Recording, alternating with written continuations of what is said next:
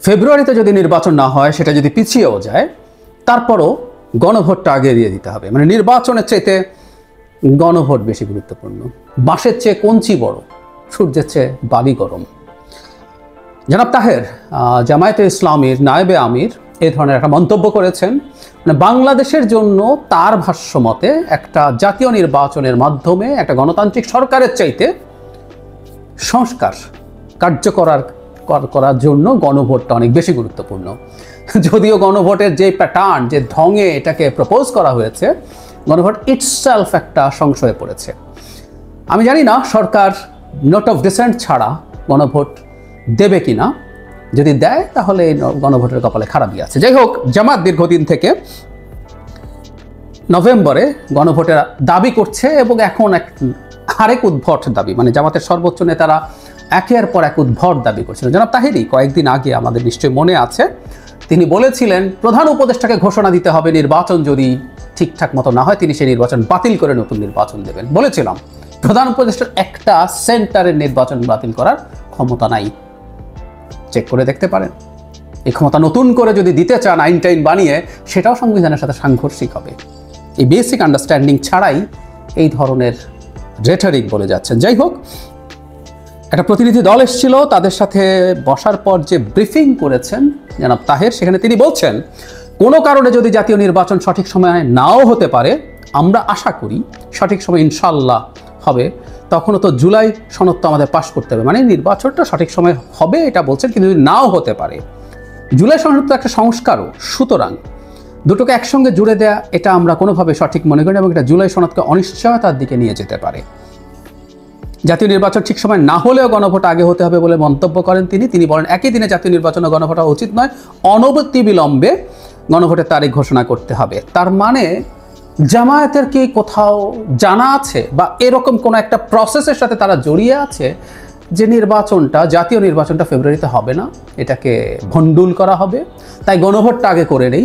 একই দিনে গণভোট এবং জাতীয় নির্বাচন যদি হয়, তাহলে যদি জাতীয় নির্বাচন ভণ্ডুল করতে যায়, সেক্ষেত্রে তাদের কাঙ্ক্ষিত গণভোট হলো না।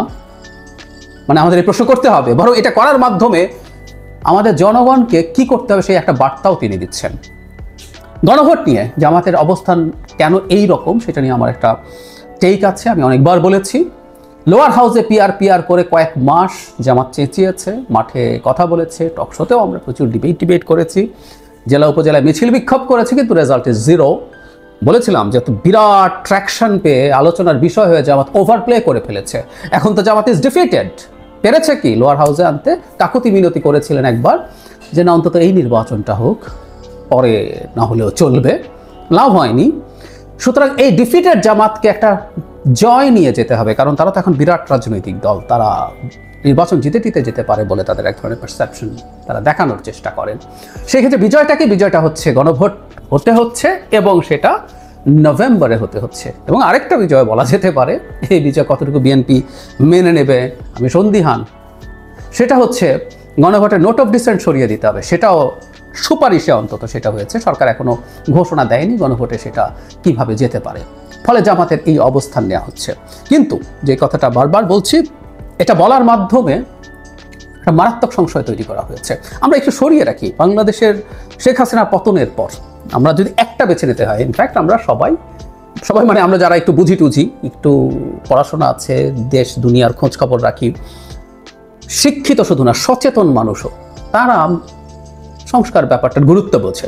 এই সংস্কারের গুরুত্ব দেশের আপামর জনসাধারণের মেজর অংশ বোঝে না, এবং যারা দাবি করে তারাও বোঝেন কিনা জানি না। জামাতে ইসলামী বলছেন পিআর হলে নাকি মনোনয়ন বাণিজ্য বন্ধ হবে। ব্যাখ্যা করছি না, অনেকবার ব্যাখ্যা করেছি। মনোনয়ন বাণিজ্য এখন যা আছে তার কয়েক গুণ হবে। আমি জামাতের লোকজনকে সামনে বসে চ্যালেঞ্জ করে দেখেছি, তারা এটা জবাব দিতে পারেনি। তো ওনারাও বোঝেন কিনা আমি আসলে সেটাই সন্দিহান। একটা আওয়াজ দিতে হয়, তাই আওয়াজ দিচ্ছেন। যাই হোক, সংস্কার এবং নির্বাচন দুটোই একটা শ্রেণী চেয়েছে, বিশেষ করে যাদের সোশ্যাল ক্যাপিটাল আছে, সিভিল সোসাইটি চেয়েছে, এডুকেটেড কনসাস সিটিজেনরা চেয়েছে, এটা ফ্যাক্ট। কিন্তু আমাদেরকে যদি বেছে নিতে হয় একটা, আমি বলছি না বেছে নিতে হবে, কিন্তু আমি যদি একটা বেছে নিতে হয় যে বাংলাদেশে সংস্কার ছাড়া একটা নির্বাচন হবে, আমাদের যেভাবে নির্বাচন হতো তার মাধ্যমে একটা গণতান্ত্রিক সরকার গঠিত হবে, এটা একটা অপশন। আরেকটা হচ্ছে সংস্কার হবে কিন্তু নির্বাচন আনসার্টেন হয়ে যাবে, সংস্কারে গণভোট পাস হয়ে যাবে, তারপর নির্বাচন আনসার্টেন হয়ে যাবে। কোনটা মানুষ নেবে?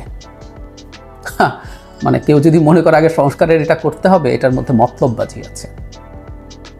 একটা স্টেটের মানে গণতান্ত্রিক ব্যবস্থার প্রধানতম কথাটা হচ্ছে একটা গ্রহণযোগ্য অংশগ্রহণমূলক নির্বাচন। এর কোনো অন্যথা নাই। এই সংস্কারগুলো ছাড়া তো আমরা গণতান্ত্রিক ব্যবস্থায় মোটামুটি কিছুদিন চলেছিলাম। এমনকি দীর্ঘদিন গণতান্ত্রিক ব্যবস্থায় চলছে ভারতেও আমাদের প্রস্তাবিত অনেক সংস্কার ভারতের কনস্টিটিউশন বা আইনের মধ্যে নাই। ওরা কি চলতে পারছে না? অন্য আলাপ আরেকদিন করব, সবসময় করি, আবারও করব। সংস্কার করে ফেললেই বিরাট গণতান্ত্রিক দেশ হয়ে যায়, এটা যারা মনে করেন, এটা রোল প্লে করে, ফর শিওর এটা করতেও হবে, ঠিক আছে, কিন্তু এটা করে ফেললেই সব কাজ শেষ, গণতন্ত্র নিশ্ছিদ্র হয়ে গেল, এটা যারা মনে করেন, এটা খুব কম ধারণা আছে কিভাবে ডেমোক্রেটিক সিস্টেম বা প্রসেস কাজ করে। যাই হোক, প্রধান কাজ হচ্ছে আসলে একটা নির্বাচন হওয়া, একটা বেছে নিতে হলে, কিন্তু সেটা করছেন না।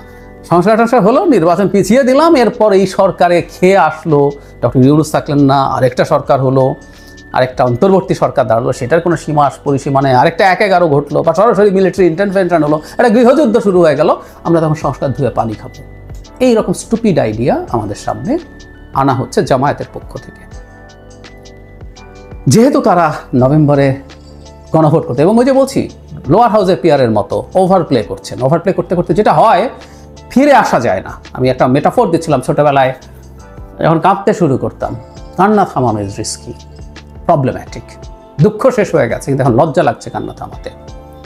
জামাতও এই ইস্যুটা নিয়ে ওভারপ্লে করছে আমি মনে করি। এখন এটাকে ধরে যদি তারা খুব শক্ত অবস্থান নেন, নির্বাচনকে সংশয়ে ফেলার চেষ্টা, এবং তার বক্তব্যের মধ্যে ইঙ্গিত আছে, এবং আমি মনে করি নভেম্বরে গণভোট করার কোনো রকম কোনো অপশন রাখা উচিত হবে না, কারণ জামাতের নায়েব আমিরের বক্তব্যে আমরা সিরিয়াস ষড়যন্ত্রের গন্ধ পাচ্ছি।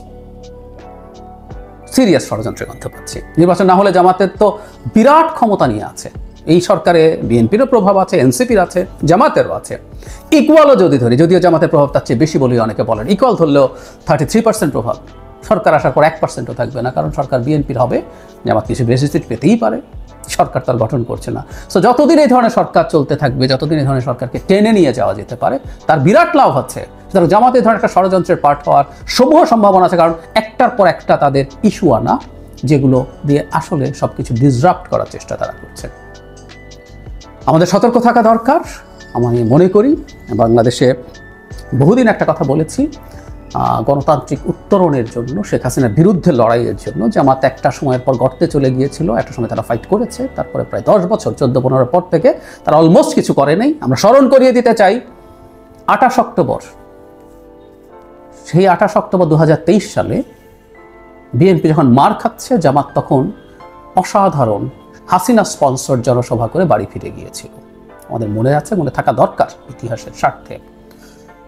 সে জামাত এখন তার এই ধরনের অ্যাটিটিউড দেখাচ্ছে, কিন্তু ওই যে বললাম, সে যেহেতু ক্ষমতার মধ্যে আছে, ক্ষমতার মধ্যে থাকার পরিস্থিতিতে আছে, কিন্তু যে বিএনপি ওই লড়াইটা করে গেছে, বাংলাদেশের গণতন্ত্রের ভ্যানগার্ড হয়েছে বিএনপি। 5 আগস্ট পরবর্তী সময়ে তার কর্মীরা, নেতারা অনেকে নানান রকম অনিয়মের সাথে জড়িয়েছেন, কোনো সন্দেহ নাই। কিন্তু এটা বাংলাদেশের মূল সংকট না। বাংলাদেশের মূল সংকট বাংলাদেশ একটা গণতান্ত্রিক নির্বাচনের মাধ্যমে গণতান্ত্রিক সরকার প্রতিষ্ঠিত হবে কিনা, সেটা মেজর প্রবলেম। এটা আমাদেরকে সিরিয়াসলি মনে রাখতে হবে। এবং এখনও বিএনপির বাংলাদেশের ডেমোক্রেটিক ট্রানজিশন পর্যন্ত গুরুত্বপূর্ণ রোল আছে। একই সাথে জনগণেরও এই ব্যাপারে অ্যালাইন থাকতে হবে। ওরা ক্ষমতায় আসার আগেই আমরা সমালোচনা করছি, বিএনপি যদি ক্ষমতায় যায় তখন আরও বেশি করবো, কারণ বহুদিন বলেছি যে বহু ক্ষেত্রে সে অ্যাডমিনিস্ট্রেটিভ স্টেপস নিতে পারে না, বহিষ্কার করতে পারে, কিন্তু যেদিন তার অ্যাডমিনিস্ট্রেটিভ স্টেপস নেওয়ার মতো সুযোগ হবে, ক্ষমতা হবে, সেদিন সে কী করছে সেটার জন্য বিএনপিকে জবাবদিহি তার মধ্যে আনতে হবে। কিন্তু এই মুহূর্তে এই দেশের গণতান্ত্রিক রূপান্তরের জন্য, গণতান্ত্রিক পন্থায় ফেরত যাওয়ার জন্য বিএনপিকে গুরুত্বপূর্ণ রোল প্লে করতে হবে বলে আমি মনে করি, কারণ চারদিকে আমি ষড়যন্ত্রের গন্ধ পাচ্ছি।